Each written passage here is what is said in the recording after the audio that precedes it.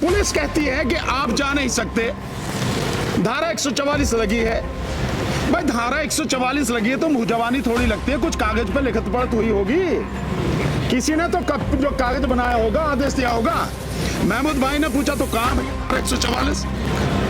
हमारे पास नहीं है धारा 144। माना आप कुकर लेने चले जाओ तो उस पर लिखा तो ना ISI मार्क, उसका सर्टिफिकेशन होता है। EVM मशीन के पास है क्या? वीवीपैट मशीन के पास है क्या? ये किसने बनाई? इसका कोई डाटा उसके पास है क्या? बनाई क्या उसने पेटेंट कराया? क्या इलेक्शन कमीशन? नहीं। महमूद भाई ने बता दिया, इलेक्शन कमीशन तो जितने अपॉइंट किया है उसके हाथ की कठपुतली है, वो तो उसके लिए काम करता है। और किया किसने? सरकार ने। तो असली खेल किसका है इसके पीछे? इसके पीछे खेल है सरकार का। EVM हटाओ संयुक्त मोर्चा आज की प्रेस वार्ता में स्तंभ के बात मजबूत प्रहरी मेरे सभी प्रेस वाले साथियों का आज बहुत बहुत अभिनंदन, आने का बहुत बहुत शुक्रिया, आपका बहुत बहुत धन्यवाद। देखो हमारी मशीन में कोई गड़बड़ी नहीं है। मेरा एक बहुत छोटा सा सवाल उनसे, इलेक्शन कमीशन से, हालांकि उनके पास कोई जवाब नहीं है, पर फिर भी मैं कहता हूं, क्या इलेक्शन कमीशन जिन लोगों को डेमोन्स्ट्रेशन करके दिखा रहा है, दिखाने से पहले ये बताता है कि ये EVM मशीन की जो तकनीक है वो क्या है? ये बताता है कि ये तकनीक कैसे काम करती है? ये बताता है कि इसमें किस तरह से मैनिपुलेशन हो सकती है या नहीं हो सकती? बताता है। क्या ये बताता है कि ये जो मशीनें हैं ये कहां से सर्टिफाइड हैं, किस जगह से सर्टिफाइड हैं? आप अगर खाने की चीज लेने जाते हो तो उस पे IFSSI का निशान होता है, होता नहीं होता? FSSI का निशान होता नहीं होता, बाकायदा उसकी मोहर लगी, यानी वहां से सर्टिफाइड है। आप और कोई चीजें लेते हो, होता कि नहीं होता? सर्टिफाइड होता। माना आप कुकर लेने चले जाओ तो उस पर लिखा तो ना ISI मार्क, उसका सर्टिफिकेशन होता है। EVM मशीन के पास है क्या? वीवीपैट मशीन के पास है क्या? ये किसने बनाई? इसका कोई डाटा उसके पास है क्या? जिसने बनाई क्या उसने पेटेंट कराया? ये है कराया तो कहां कराया? ये जो सारी चीजें टेक्निकलिटी, हम एक एक चीज को जानते हैं। और ये जितने दो पहलवान उतारे हैं ना, इन दोनों को चैलेंज, वर्तमान इलेक्शन कमीशन को चैलेंज, तुम में अगर हिम्मत है, तुम अगर वाकई में सच कह रहे हो और ये सब कुछ सच है, मैदान में आओ ना, मैदान में आके खुली डिबेट करते हैं, दुनिया भर के मीडिया को बुलाओ और उस समय जो सच सबके सामने आएगा उसे दुनिया को दिखाओ। नहीं, मशीन भी एक्सचेंज करो, हम अपनी दे रहे हैं, आप अपनी दो, निश्चित रूप से पता लगेगा ना। ये सब कुछ उनमें हिम्मत नहीं है। ये किसी कोने में बिठा के कहीं कैसे ये टर मचाने के लिए लोग खड़े कर दिए हैं। हम इससे घबराने वाले नहीं हैं और इस देश की जनता भी उनके झांसे में आने वाली नहीं है। और इस सबके पीछे है कौन? असली जो चीज है, इस सबके पीछे है कौन? क्या इलेक्शन कमीशन? नहीं। महमूद भाई ने बता दिया, इलेक्शन कमीशन तो जिसने अपॉइंट किया है वो उसके हाथ की कठपुतली है, वो तो उसके लिए काम करता है। और किया किसने? सरकार ने। तो असली खेल किसका है इसके पीछे? इसके पीछे खेल है सरकार का। और वो इस बात से भी सिद्ध होता है कि जब हम पटियाला हाउस कोर्ट से चुनाव आयोग तक मार्च करना चाहते थे, हमें रोका किसने? दिल्ली पुलिस ने। किसके अंडर में? होम मिनिस्ट्री के अंडर में। कौन है मुखिया? अमित शाह। अमित शाह और मोदी कौन है? दोनों एक हैं, कोई अंतर नहीं है। इसका मतलब सरकार ने हमें रोका। क्यों? कि जनता के सामने सच ना आ जाए। वो समझ गई है कि ये तो इतनी बुरी तरह से तुल गए हैं, ये तो ऐसे आके मैदान में डट गए हैं कि इनसे कैसे जान बचाई जा, तो इन्हें कम से कम वहीं तक जाने से रोको आप, ताकि सच ना पता लग जाए। और यही चीज हुई परसों। परसों हम कर रहे थे? क्या अपराध था हमारा? कोई अपराध नहीं। उस दिन मैक्सिमम संख्या में, हजारों की संख्या में एडवोकेट्स थे, कुछ हमारे और भी साथी थे सिविल सोसाइटी के, लेकिन मैक्सिमम, आप तो सारे मीडिया के साथी वहां पे थे, आपने तो अपनी आंखों से देखा, वो सारे के सारे साथी जो वहां पे थे एडवोकेट थे।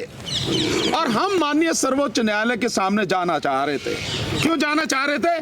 हमारे साथ में बैठे हैं, ये देखिए अतुल भाई जी बैठे हैं, अतुल पटेल जी, ये गुजरात से हैं और अपनी जान को जोखिम में डाल के ये जगह जगह वीवीपैट का प्रदर्शन, ईवीएम और वीवीपैट का प्रदर्शन दिखा रहे हैं। ये अपनी मशीन लेके आए।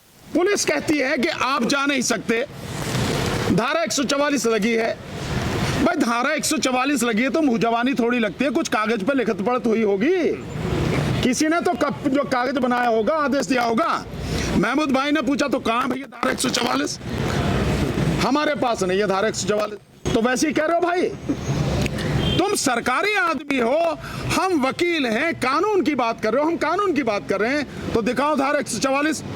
पुलिस ने धारा 144 का कागज हमें नहीं दिखाया, कोई आदेश नहीं दिखाया। इसका मतलब साहब एक धारा नहीं है, उन्होंने मुंह जवानी कर रखी। और एडिशनल डीसीपी वगैरह भी सब वहां पे थे। फिर वो कहने लगे कि भाई हम आपको नहीं जाने देंगे, क्योंकि जो वहां से सुप्रीम कोर्ट से आया है आदेश कि भाई इनको यहां तक नहीं पहुंचने देना। तो महमूद भाई ने कहा कि भैया फिर उसे दिखा दो।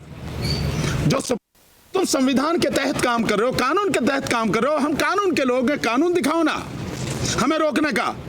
और फिर भी लेते हैं तो धारा 144 हो या कोई भी हो, संविधान से ऊपर थोड़ा ही है। संविधान का अनुच्छेद 19 और संविधान का अनुच्छेद 21 इस देश के हर नागरिक को, हर किसी को, 140 करोड़ नागरिकों को अधिकार देता है कि वो कभी भी कहीं भी शांतिपूर्वक तरीके से, संवैधानिक तरीके से, लोकतांत्रिक तरीके से, बिना किसी हथियार के अपनी बात रख सकता है, प्रदर्शन कर सकता है।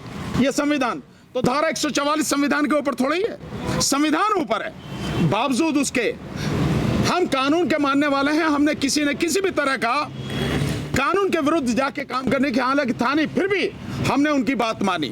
तो उन्होंने क्या कहा हमसे, अब आप देखिए कि क्या चालबाजी शुरू होती है सरकार का। आप देखिए हिसाब किताब कैसे चल रहा है और कितनी अंदर से डरी हुई है। उन्होंने कहा कि भाई 4 आदमी चलो, हम सुप्रीम कोर्ट आपको लेके चलने। हमने कहा चल भैया। तो हम 5 आदमी हो गए, एक मैं था, एक महमूद भाई, एक हमारे सत्यप्रकाश जी एडवोकेट, एक हमारे साथी मुकेश राजपूत एडवोकेट और एक आदमी हमारे साथ दीवान सिंह एडवोकेट। हम 5 को आप सब ने रिकॉर्ड किया, गाड़ी में बिठा के हमें ले गए। अब जब पहुंचे सुप्रीम कोर्ट के सामने तो बड़ी मजेदार बात होती है। वो जो बेचारे 3-4 पुलिस वाले थे वो कह रहे उतारो भाई, गाड़ी रोक ली वहां। तभी कोई फोन आता है, मुझे पता नहीं कहां से आता, ऊपर से आता है, क्योंकि आजकल तो ऊपर से आते ना, तो ऊपर से आया होगा। तो वो फोन आया और उन्होंने कहा कि भाई इन्हें मंदिर मार्ग लेके जाओ। हमने कहा भाई यहाँ की बात हुई थी, अब मंदिर मार्ग। तो हमारा अपहरण करके, इसे अपहरण कहेंगे कानून की भाषा में, हमारा अपहरण करके हमें धोखा देके 420 हुई, चीटिंग की हमारे साथ। सो हमें कह के सुप्रीम कोर्ट और वहां से उठा के ले गए हम मंदिर मार्ग थाने। 1.5 घंटे रखा और उसके बाद छोड़ा। हमने सारी बात। तो ये सब कौन करा रहा है? सरकार। बेईमान कौन है? ये तो ईमानदार कह रहे हैं, मैं तो सीधे सीधे कह रहा हूं। बेईमान कौन है? सरकार। और सरकार किसकी है? कौन चला रहा? एक ही आदमी तो है, देश का प्रधानमंत्री नरेंद्र मोदी। बेईमान असली वो है, वो जो सच सामने नहीं आने देता। तो सारी चीजें हैं, सब कुछ लगातार हो रही है और सरकार अंदर से बहुत डरी हुई है। और लोगों का रेस्पॉन्स, मैं धन्यवाद आपको बार बार देता हूं कि आप जिस तरह से हमारी बात को लोगों तक पहुंचा रहे हो। लोगों का रेस्पॉन्स इतना जबरदस्त है कि हमारा जो फोन है वो हर समय एंगे जा रहा है, इतने फोन लगातार आ रहे हैं। ठीक है ना? बाकी उसके विषय में क्या करना हमारे आदरणीय डीसी कपिल साहब सारी चीज बताएंगे। पर मैं एक चीज आपके सामने सिर्फ रखना चाहता हूं। हमारा प्रोग्राम अब इसके साथ साथ जो आगे चलेगा, इस समय 17 तारीख से यानी कल से जो प्रोग्राम हमने बताया था कि जो ज्ञापन देना है राष्ट्रपति को, वो 17 तारीख से सिग्नेचर करा के 25 तारीख को मतदाता दिवस पर हर जिले में देना है। लेकिन हमारे कुछ साथियों ने अभी से के विषय में हिजम राजेंद्र सिंघा साहब के कहां दिया जा चुका है वो बताएंगे आपको। लेकिन मैं उससे आगे की जो बता रहा हूं कि आगामी जो हमारा प्रोग्राम है वो आपको और पूरे देश में लोगों को जाना बहुत जरूरी है।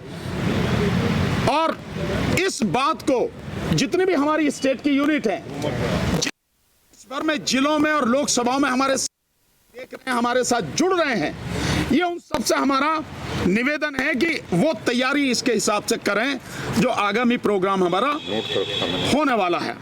मैं बता देता हूँ वो तो प्रोग्राम है कपिल जी के विषय में उसको 31 को छोड़ देता हूँ, बाकी वो बता देता हूँ। ठीक है, हमारी जो नेशनल लेवल पे हर स्टेट में उनकी राजधानियों में जो मीटिंग शुरू होंगी वो 27 तारीख से शुरू हो रही हैं, 26 तारीख के बाद, क्योंकि 26 तारीख का गणतंत्र दिवस है। हम उसके विषय में कहीं नहीं चाहते कि कोई किसी तरह की कोई बात हो, तो वो 27 तारीख से शुरू हो रहा है। हो सकता है इन डेट में हमें थोड़ा बहुत आगे पीछे करना पड़े, लेकिन ये टेंटेटिव जो प्रोग्राम है वो ये है 27 जनवरी को हैदराबाद में हमारी बड़ी मीटिंग होगी इस ईवीएम के मसले को लेकर। 28 जनवरी को राजस्थान में गुजरात में राजकोट में हमारी मीटिंग होगी इस ईवीएम को लेकर, वहां और बड़ा प्रोग्राम है। 29 तारीख को हमारी मुंबई में मीटिंग होगी, तो मुंबई के जो साथी हैं वो सब इसके माध्यम से जो खबर आ रही है पहुंचेगी आप तक, तैयारी करें। राजकोट वाले भी तैयारी करें, हैदराबाद वाले भी साथी तैयारी करें। 30 तारीख को हम लोग बेंगलोर में हमारा प्रोग्राम रहेगा। इसके बाद 2 तारीख को हरियाणा रोहतक में हमारा प्रोग्राम रहेगा। इसके बाद 4 तारीख को उत्तर प्रदेश में लखनऊ में हमारा प्रोग्राम रहेगा। इसके बाद 6 तारीख को मध्य प्रदेश में भोपाल में हमारा प्रोग्राम रहेगा। इसके बाद 8 तारीख को राजस्थान जयपुर में हमारा प्रोग्राम रहेगा। और उसके बाद दिल्ली में 11 फरवरी को, यानी 11 फरवरी को जो प्रोग्राम होगा वो दिल्ली में होगा। और दिल्ली में इस बार ऐतिहासिक प्रोग्राम होगा, जो अब तक नहीं हुआ है। वो प्रोग्राम इस ईवीएम को लेकर दिल्ली में जबरदस्त तरीके से होगा। बस इतना ही मुझे बताना है, और इसके बाद जो आगे की सारी चीजें हैं वो आदरणीय डीसी कपिल साहब फोन के बारे में रहेगा। हाँ, फोन के विषय में आप बताएंगे ना कि किस तरह से चल रहा है और कैसे उसको क्या। तो डीसी कपिल साहब जो फोन हमारा मिस कॉल वाला है और जो सारी चीजें हैं उसके विषय में आदरणीय डीसी कपिल साहब आपको बताएंगे। आदरणीय डीसी